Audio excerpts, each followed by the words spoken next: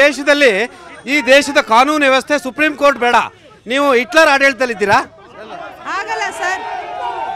ನಾನು ಏನು ಹೇಳಕ್ ಇಷ್ಟಪಡ್ತೀನಿ ಅಂದ್ರೆ, ನಾವು ಮಂಡ್ಯ ತಾಲೂಕವರು, ನಾಗಮಂಗಲದ ಹಿಸ್ಟ್ರಿಲಿ ಮಂಡ್ಯ ತಾಲೂಕಲ್ಲಿ ಫಸ್ಟ್ ಟೈಮ್ ಈ ಕೋಮು ದಳ್ಳೂರಿ ಎದ್ದಿರೋದು ಹೇಳಿ. ನಾವು ಗಣೇಶೋತ್ಸವ ಮಾಡೋರು ಮುಸ್ಲಿಂ ದರ್ಗಾಗಳ ಮುಂದೆ ಹೋಗಬಾರ್ದು ಅನ್ನೋದು ಎಷ್ಟು ಸರಿ. ಆಮೇಲೆ ನಂಬರ್ ಏನಂದ್ರೆ, ಇವ್ರ ಹೆಣ್ಮಕ್ಳುಗಳನ್ನ ಅರೆಸ್ಟ್ ಮಾಡಿಲ್ಲ, ಮನೆಗೆ ಹೋಗಿ ಓನ್ಲಿ ಹಿಂದೂ ಹುಡುಗರನ್ನ ಕರ್ಕೊಂಡು ಬಂದು ಅವ್ರನ್ನ ಸ್ಟೇಷನ್ ಅಲ್ಲಿ ಕೂರಿಸ್ಕೊಂಡಿದ್ದಾರೆ. ಎಷ್ಟು ಮುಸ್ಲಿಂ ಅವ್ರನ್ನ ಕರ್ಕೊಂಡು ಬಂದಿದ್ದಾರೆ. ಇಲ್ಲಿ ಮುಸ್ಲಿಂ ವಿರುದ್ಧ ಅನ್ಕೋಬೇಡಿ, ಯಾಕಂದ್ರೆ ನಾನು ಒಂದು ಮುಸ್ಲಿಮರ ಸಮುದಾಯದಲ್ಲೇ ಇರುವಂತವಳು. ನಾನು ಅದೇ ಅಪಾರ್ಟ್ಮೆಂಟ್ ಅಲ್ಲಿ ಇದ್ದೀನಿ, ನನ್ನ ಓನರು ಕೂಡ ಮುಸ್ಲಿಮು. ಒಬ್ರು ಮುಸ್ಲಿಂ ಮಾಡಿದ್ದಾರೆ ಅಂತ ಎಲ್ಲರಿಗೂ ಮಾಡಲ್ಲ. ಆದ್ರೆ ನಾವು ಆದ್ರೆ ಇದನ್ನ ಮಿನಿಸ್ಟರ್ ನಮ್ಮ DCM ಏನಿದ್ದಾರೆ, ಹೋಮ್ ಮಿನಿಸ್ಟರ್ ಹೇಳ್ತಾರೆ ಇದು ಕೋಮುವಾದ ಅಲ್ಲ ಅಂತ. ಆದ್ರೆ ಸ್ಥಳೀಯ ಲೀಡರ್ಗಳು ಇದನ್ನ ಹೇಳ್ತಿದ್ದಾರೆ ಇದು ಕೋಮುವಾದ ಅಂತ. ಏನೇ ಆಗ್ಲಿ ಇಲ್ಲಾಗಿರೋ ಸರ್, ಈಗ ಗಲಾಟೆ ಆಗಿದೆ, ಗಲಾಟೆನ ತಣ್ಣಗೆ ಮಾಡ್ಬೇಕಾದೆಲ್ಲ ಕರ್ತವ್ಯ ಅಲ್ವಾ? ಅದು ಬಿಟ್ಟು eye for eye teeth for teeth Hammurabi ಸರ್ಕಾರನ ಇದು, ಅಮ್ಮುರಬಿ ನಾಯಕರುಗಳ ನಿಮ್ಮವರು ಅಂದರೆ ಗಲಾಟೆ ಮಾಡಿ ಅಲ್ಲಿ ರಾಜಕೀಯ ಅಂದರೆ ನಿಮಗೆ ಲಾಭನಾ? ಸರ್, ರಾಜಕೀಯ ಲಾಭ BJP ಅವರೇನು ತಗೋತಿಲ್ಲ. ನಾನು ಹೇಳ್ತಾ ಇದ್ದೀನಿ, ಇಲ್ಲಿ ಎಲ್ಲರೂ ಜವಾಬ್ದಾರಿ. ಏನು ಚಂದ್ರಶೇಖರ್ ಅವರೇ, ಗಲಾಟೆ ಯಾರ್ರೀ? ಗಲಾಟೆ ಮಾಡೋರು ಯಾರ್ರೀ? ಅಲ್ಲೆಲ್ಲ ಗಲಾಟೆ ಮಾಡ್ತಾರೆ ಸರ್, ಎಲ್ಲ ಬಡವ್ರ ಮಕ್ಕಳು ಗಲಾಟೆ ಮಾಡ್ತಾರೆ.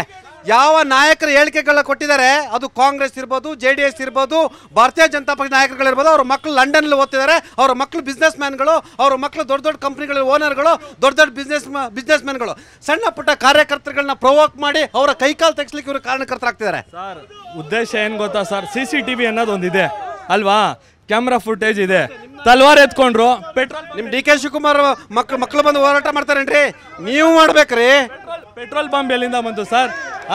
ಪೆಟ್ರೋಲ್ ಪಂಪ್ ಎಲ್ಲಿಂದ ಬಂತು? CCTV ಫುಟೇಜ್ ಇದೆ. FIR ಕಾಪಿ ನೋಡಿದ್ದೀರಾ? A1 ಯಾರು ಸರ್? ಒಬ್ಬ ಹಿಂದೂ ಮೇಲೆ ಹಾಕವ್ರೆ. A2 ಯಾರು ಸರ್? ಹಿಂದೂ ಮೇಲೆ ಹಾಕವ್ರೆ. ಇವ್ರು ಗಣೇಶ, ನಮ್ಮ ರಾಜ್ಯದಲ್ಲಿ ಗಣೇಶ ಕೂರಿಸಿ ಮೆರವಣಿಗೆ ಹೋಗುವಂಥದ್ದೇ ತಪ್ಪ? ಅಂಥವ್ರ ಮೇಲೆ ಇವ್ರು ದಂಧೆಲೆ ತೋರಿಸ್ಬಿಟ್ಟು ಅವ್ರ ಮೇಲೆ ಫಿಟ್ ಮಾಡ್ಬಿಟ್ಟು 14 ಲಕ್ಷ ಪೆಟ್ರೋಲ್ ಬಾಂಬ್ ಇರುವಂಥದ್ದು, ತಳವಾರ್ ಇಂಥದ್ದು ಯಾರೇ ಇದ್ರು ಕೂಡ ಅವ್ರನ್ನ ಒದ್ದು ಒಳಗಾಕ್ಬೇಕು ಅವ್ರನ್ನ. Yes madam. ಇವಾಗ ಗಣೇಶ ಎಲ್ಲ ಜಾತಿ ಎಲ್ಲ ವರ್ಗದವರು ಪೂಜಿಸುವಂಥದ್ದು ಒಂದು ದೇವರು. ಅಂಥ ದೇವ್ರನ್ನ ಇಟ್ಕೊಂಡು ಇವರು ರಾಜಕೀಯ ಬೆರೆಸಿದ್ದಾರೆ ಅಂದರೆ ನೇರವಾಗಿ ಆ ಸರ್ಕಾರ, ಇವಾಗ ಏನು ಸರ್ಕಾರ, ಆ ಸರ್ಕಾರದ ವೈಫಲ್ಯತೆ ಎದ್ದು ಕಾಣ್ತಾ ಇದೆ. ಕಾನೂನಿನ ಬಗ್ಗೆ ಜನಗಳಿಗೆ ಭಯ ಇಲ್ಲದೆ ಇರೋದು ಕಾರಣ ಆಗಿದೆ. ಆದ್ರಿಂದ ಈ ರೀತಿ ಈ ರಾಜ್ಯದಲ್ಲಿ ಕಾನೂನು ಸುವ್ಯವಸ್ಥೆಗೆ ಧಕ್ಕೆ ಬಂದಿದೆಯಾ? ನೋಡಿ, ಕಾನೂನು ಸುವ್ಯವಸ್ಥೆಗೆ ಧಕ್ಕೆ ಬಂದಿರೋದಕ್ಕಿಂತ ಹೆಚ್ಚಾಗಿ ನಾನು ಇನ್ನೊಂದು ಮಾತು ಹೇಳ್ತೀನಿ. ಏನು ಈಗ ನಾಗಮಂಗಲದಲ್ಲಿ ಗಲಾಟೆ ಆಗಿದೆಯಲ್ಲ, ಅಲ್ಲಿ ಯಾರೋ ಬಡವರು ಮಕ್ಕಳು ಮಾಡ್ತಿರೋ ಗಲಾಟೆನ CT ರವಿ ಅಂತ ಒಬ್ಬ ಮುತ್ಸದ್ದಿ ರಾಜಕಾರಣಿ, ಈಗಾಗಲೇ ಅವ್ರ ಜಿಲ್ಲೆಯಲ್ಲಿ ಸೋತಿರೋರು, ಈ ಒಕ್ಕಲಿಗರ ಪ್ರಾಬಲ್ಯ ಇರೋ ಜಾಗದಲ್ಲಿ ನೆಕ್ಸ್ಟ್ ಎಲೆಕ್ಷನ್ ನಿಲ್ಲಬೇಕು ಅಂತೇಳಿ ಆ ಜಾಗದಲ್ಲಿ ಪ್ರಚೋದನೆ ಮಾಡಿ ಅಲ್ಲಿ ಜಗಳ ಹತ್ತಿಸಿ ಅಲ್ಲಿ ಹೆಸರು ಮಾಡ್ಕೊಳಕ್ಕೆ ಹೋಗಿ ನಾಳೆ ದಿನ ಅಲ್ಲಿಂದ MLA ಆಗಿ ಗೆಲ್ಲಿಕೋಸ್ಕರ ತಯಾರಿ ನಡೆಸಿದ್ದಾರೆ ಅಂತೇಳಿ ನಾನು ಹೇಳ್ತಾ ಇದ್ದೀನಿ. ಯಾಕಂದ್ರೆ ಚಿಕ್ಕಮಂಗ್ಳೂರು ಅಂತ ಜಾಗದಲ್ಲಿ ಈಗಾಗಲೇ ಅವ್ರನ್ನ ನೋಡಿ ಜನ ಸೋಲ್ಸಿದ್ದಾರೆ, ತಿರಸ್ಕರಿಸಿದ್ದಾರೆ. ಸರ್, ಕುಮಾರ್ ಅವರೇ, ಗಣೇಶ ಎಲ್ಲರ ಗಣೇಶನ ಮಸೀದಿ ಮುಂದೆ ಹೋಗ್ಬೇಡಿ ಅಂದರೆ, ದರ್ಗಾ ಮುಂದೆ ಹೋಗ್ಬೇಡಿ ಅಂದರೆ, ಆಯಿತಾ, ಇನ್ನೊಂದು ಕಡೆ ಹೋಗ್ಬೇಡಿ ಅಂತೇಳಿ, ಚರ್ಚ್ ಮುಂದೆ ಹೋಗ್ಬೇಡಿ ಅಂತ ಹೇಳಿದ್ರೆ, ಈ ದೇಶ ಯಾರ ಅಪ್ಪರದು ಅಲ್ಲ, ಈ ದೇಶ ಎಲ್ಲ 140 ಕೋಟಿ ಜನರದು. ಈ ದೇಶದಲ್ಲಿ ಯಾವುದೇ ನಿರ್ಬಂಧ ಇಲ್ಲ, ಜಾತ್ಯತೀತ ರಾಷ್ಟ್ರ, ಯಾರ ಅಪ್ಪಂದು ಅಲ್ಲ. ಖಂಡಿತ ನೀವು ಹೇಳಿದ ಮಾತನ್ನು ನಾನು ಒಪ್ತೇನೆ. ಸ್ವಾತಂತ್ರ್ಯೋತ್ಸವದ ಸಂದರ್ಭದಲ್ಲಿ, ಅಂದರೆ ಸ್ವಾತಂತ್ರ್ಯದ ಹೋರಾಟದ ಸಂದರ್ಭದಲ್ಲಿ ಗಣೇಶೋತ್ಸವವನ್ನು ಯಾತಕ್ಕೆ ತಂದರು ಅನ್ನೋದನ್ನು ಮೊದಲು ಈ ದೇಶದ ಜನತೆ ಅರ್ಥ ಮಾಡ್ಕೋಬೇಕು. ಬಾಲಗಂಗಾಧರ ತಿಲಕ್ ಅವರು ಎಲ್ಲರನ್ನು ಒಗ್ಗೂಡಿಸ್ಲಿಕ್ಕೆ ಇದೊಂದು ಹಬ್ಬವಾಗಿ ಅದನ್ನ ಪರಿಣಮಿಸಿದ್ರು. ಅದನ್ನು ಮುಸಲ್ಮಾನರಾಗಿರಲಿ, ಕ್ರೈಸ್ತರಾಗಿರಲಿ, ಅಥವಾ ಮತ್ತೊಂದು ಸಮಾಜದ ವ್ಯಕ್ತಿತ್ವಗಳಿರಲಿ, ಎಲ್ಲರೂ ಒಂದು ಪ್ಲಾಟ್ಫಾರಮ್ ಮೇಲೆ ಬಂದು ನಮ್ಮ ಸ್ವಾತಂತ್ರ್ಯವನ್ನು ಬ್ರಿಟಿಷರಿಂದ ಪಡ್ಕೋಬೇಕು ಅಂತ ನಾವು ಆ ಉತ್ಸವವನ್ನು, ಆಚರಣೆಯನ್ನು ರಸ್ತೆಗೆ ತಂದಿದ್ದು. ಅಲ್ಲಿಯ ತನಕ ಮನೆಯ ಒಳಗಿನ ಗಣೇಶನ ಹಬ್ಬ ಆಗಿತ್ತು ಹಿಂದೂಗಳಿಗೆ, ಅಥವಾ ಆ ಸಮಾಜದವರು ಆಚರಣೆ ಮಾಡೋರಿಗೆ. ರಸ್ತೆಗೆ ಬಂದ ಮೇಲೆ ಸ್ವಾತಂತ್ರ್ಯ ಬಂತು, ನಾವೆಲ್ಲರೂ ಒಗ್ಗೂಡಿದ್ವಿ. ಅದರ ವೇದಿಕೆಯಲ್ಲಿ ಒಟ್ಟಾಗಿ ಇಡೀ ದೇಶದ ಜನ ಬ್ರಿಟಿಷ್ ವಿರುದ್ಧ ಹೋರಾಟ ಮಾಡಿ ಸ್ವಾತಂತ್ರ್ಯ ಪಡ್ಕೊಂಡಿದ್ದೇವೆ. ಈಗ ಈ ಉತ್ಸವಗಳು, ಈ ಗಣೇಶ ಉತ್ಸವಗಳು ಯಾರ ವಿರುದ್ಧವಾಗಿ ಹೋರಾಟ ಮಾಡೋದಕ್ಕೆ ನೀವು ಮುಂದುವರ್ಸ್ಕೊಂಡು ಬರ್ತಿದ್ದೀರಿ? ಎಲ್ಲರೂ ಗಣೇಶ ಹೇಳತ್ತಪ್ಪ. ಒಂದು ನಿಮಿಷ ಪೂರ್ಣ ಕೇಳಿಸ್ಕೋಬೇಕು, ಆಮೇಲೆ ಮಾತನಾಡಬೇಕು. ನಿಮ್ಮ ಥರ ಆತ್ರಕ್ಕೆ ಬೆಂಕಿ ಹಚ್ಬಿಟ್ಟು ಆಮೇಲೆ ಆರ್ಸಕ್ಕೆ ಹೋಗೋದಲ್ಲ. BJP ಅವ್ರ ಗುಣ ನಮಗೆ ಗೊತ್ತಿದೆ. ಈ ದೇಶದಲ್ಲಿ ಇಡೀ ದೇಶಕ್ಕೆ ಬೆಂಕಿ ಹಚ್ಚೋ ಕೆಲಸ ಮಾಡಿರೋದು BJP. ನೋಡ್ರಿ, ಮೊದಲು ಪರಶುರಾಮನ್ ಫೋಟೋ ಇಟ್ಕೊಂಡಿದ್ರಿ, ಅದನ್ನ ಬಿಸಾಕಿದ್ರಿ. ಆಮೇಲೆ ರಾಮನ್ ಫೋಟೋ ಇಟ್ಕೊಂಡ್ರಿ, ಅದನ್ನು ಬಿಸಾಕಿದ್ರಿ. ಈಗ ಆಂಜನೇಯ ಒಂದು ನಿಮಿಷ ಇರಿ, ಸ್ವಲ್ಪ ತಿರಪ್ಪ, ಸ್ವಲ್ಪ ತಿರಿ, ಸ್ವಲ್ಪ. ಈಗ ಆಂಜನೇಯನ ಫೋಟೋ ಇಟ್ಕೊಂಡು ಓಡಾಡ್ತಿದ್ದೀರಿ. ಸ್ವಲ್ಪ BJP ಅವ್ರಿಗೆ ಏನಾದ್ರು ಮಾನಸಿಕತೆ ಅನ್ನೋದಿದ್ರೆ ತತ್ವ ಸಿದ್ಧಾಂತಗಳ ಮೇಲೆ ಹೋರಾಟ ಮಾಡಿ, ದೇಶದ ಆಗುಹೋಗುಗಳ ಬಗ್ಗೆ ಚಿಂತೆ ಮಾಡಿ. ಇಟ್ಕೊಳ್ರಿ, ಗಣೇಶೋತ್ಸವ ಒಂದು ಉತ್ಸವ, ಜನರನ್ನೆಲ್ಲ ಒಂದು ಕಡೆ ಒಗ್ಗೂಡಿಸಿ ಸಂತೋಷ ಮತ್ತು ಸಂಭ್ರಮವನ್ನು ವ್ಯಕ್ತಪಡಿಸುವಂಥ ಆಚರಣೆ ಆಗಬೇಕು. ಅದನ್ನು ಬಿಟ್ಟು ಒಂದು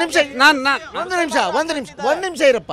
ಅದೇ ಉತ್ಸವದ ಹೆಸರಿನಲ್ಲಿ ಒಂದು ಸಮಾಜದ ಮಂದಿರದ ಮುಂದೆ DJ ಹಾಕ್ಕೊಂಡು 10 ನಿಮಿಷ 20 ನಿಮಿಷ 30 ನಿಮಿಷ ಪ್ರೊವೋಕ್ ಮಾಡಿದ್ರೆ ಏನಾಗುತ್ತೆ? ಅಲ್ಲಿಯ ಎಲ್ಲ ಸಮಾಜದ ಮುಖಂಡರುಗಳು ಸಾಕ್ರಪ್ಪ, ಹಾಗಾಗಿ ಅವ್ರು ಕಲ್ಲೊಡ್ದ್ರ, ಹಾಗಾಗಿ ಪೆಟ್ರೋಲ್ ಬಾಂಬ್ ಪೂರ್ಣ ವಿಷಯ ತಿಳ್ಕೊಂಡು ಮಾತನಾಡ್ಬೇಕಲ್ವಾ?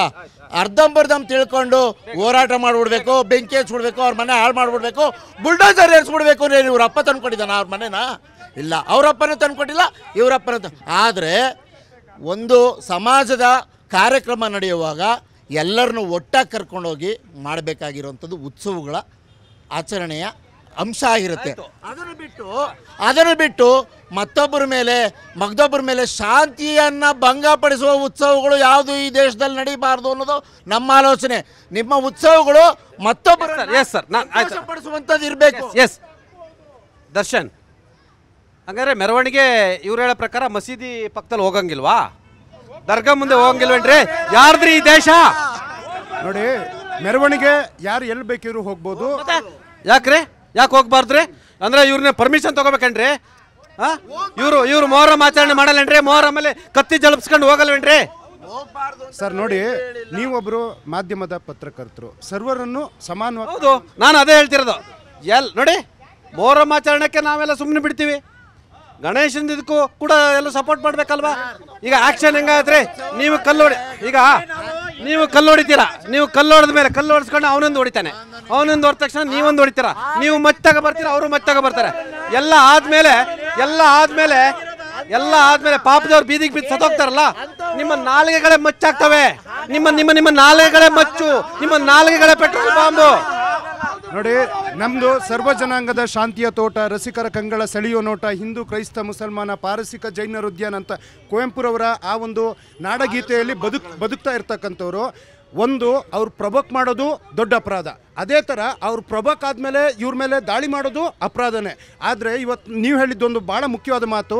ಇವತ್ತು ಧರ್ಮಗಳ ನಡುವೆ, ಅದು ಮೌಲಿನೇ ಆಗಿರ್ಬೋದು, ಪಾದ್ರಿನೇ ಆಗಿರ್ಬೋದು, ಹಿಂದೂ ಸಮಾಜದಲ್ಲೇ ಯಾರೇ ಆಗಿರ್ಬೋದು, 4 ಗೋಡೆಗಳ ಮಧ್ಯೆ ಜನಗಳಿಗೆ ಈ ಮತೀಯ ಬೀಜವನ್ನು ಬಿತ್ತುವಂಥ ಕೆಲಸ ಮಾಡ್ತಾ ಇದ್ದಾರೆ. ಅವರ ಮನೆ ಮಕ್ಕಳು ಅಮೆರಿಕಾ, ಲಂಡನ್ನು, ಇನ್ನೊಂದು ಕಡೆ ಎಲ್ಲ ಕಡೆ ಇರ್ತಾರೆ. ಉದಾಹರಣೆ ಕಲ್ಲಡ್ಕ ಭಟ್ಟು, ಉದಾಹರಣೆ ಪ್ರಮೋದ್ ಮುತಾಲಿಕೋ, ಅವ್ರ ಮೈ ಮೇಲೆ ಯಾವುದೇ ರಕ್ತದ ಕಲೆ ಬೀಳಲ್ಲ. ಆದರೆ ಬೀಳೋದು ಯಾರ್ದು? ಹರ್ಷ ಮುತಾಲಿಕದ ಮದುವೆ ಆಗಿಲ್ಲ ಅನ್ಸುತ್ತೆ ಅಲ್ವಾ? ಆಗಿಲ್ಲ. ಅವ್ರು ಭಾಳ ನಂಗೆ ಗೊತ್ತಿರೋರೆ. ಹರ್ಷ ಬಡವ್ರ ಮನೆ ಹುಡುಗ, ಶರೀಫ ಬಡವ್ರ ಮನೆ ಹುಡುಗ, ಶರತ್ ಮಡಿವಾಳ ಬಡವ್ರ ಮನೆ ಹುಡುಗ, ಪ್ರವೀಣ್ ನೆಟ್ಟಾರು ಬಡವ್ರ. ನಿಮ್ಮ ನಾಯಕರ ಮಕ್ಕಳು ಓಡಿಸಿದ್ರಿ, ಸಿದ್ದರಾಮಯ್ಯವ್ರ ಮಕ್ಕಳು ಎಲ್ಲಿ ಬೀದಿಗೆ ಬರಲಿಲ್ಲ, DK ಶಿವಕುಮಾರ್ ಮಕ್ಕಳು ಬೀದಿಗೆ ಬರಲಿಲ್ಲ, ಆಯ್ತಾ? ನಿಮ್ಮ ಸಚಿವರು ಮಕ್ಕಳು ಯಾರು ಬೀದಿಗೆ ಬರಲಿಲ್ಲ. ನೋಡಿ, ನೀವು ಬಂದು ಪಾಪ ಬೀದಿಲಿ ಬಂದು ಮಾತಾಡ್ತೀರಾ.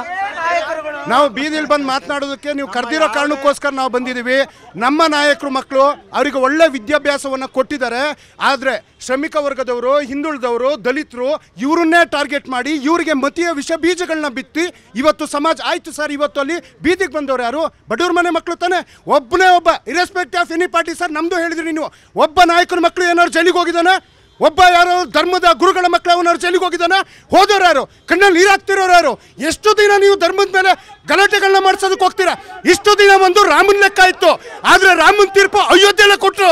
ಅಯೋಧ್ಯೆಲ್ಲ BJP ಸೋಲ್ಸೋ ಮೂಲಕ ಕೋಮುವಾದ, ಮತೀಯವಾದ ಈ ದೇಶದಲ್ಲಿ ನಡೆಯೋದಿಲ್ಲ ಅನ್ನೋ ತೀರ್ಪು ಕೊಟ್ಟಿದ್ದಾರೆ. ಇವತ್ತು ಕೆರಗೋಡ್ನಲ್ಲಿ ರಾಷ್ಟ್ರ ಧ್ವಜ ಆರಿಸುವಂಥ ಸ್ತಂಭದಲ್ಲಿ ಏನೋ ಕೇಸರಿ ಧ್ವಜ ಆರಿಸ್ತಾರಂತೆ.